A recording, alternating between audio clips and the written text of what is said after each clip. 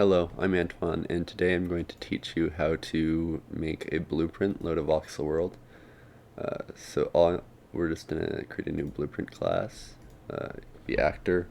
I'm just going to call this world BP, and then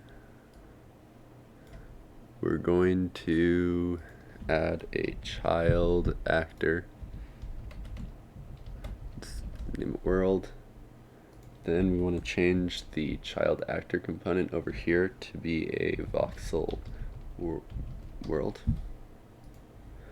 And then you just scroll down to general, and then you can set it like you normally would if you had just dragged the voxel world into the editor window.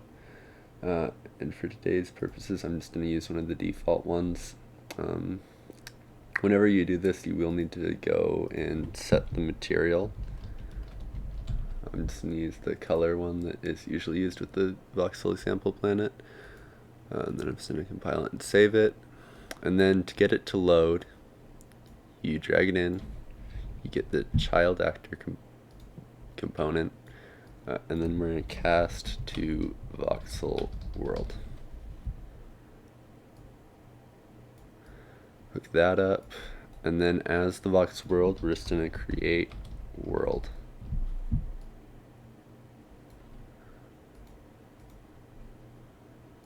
And then we're done. The only other thing we need to do is place the world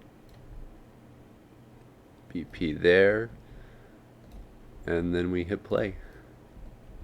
And as you can see, it has now loaded the world. Just to demonstrate that that's actually what it's doing, I'm just going to go back into the world, and we're just going to break the link. And as you can see, it doesn't load.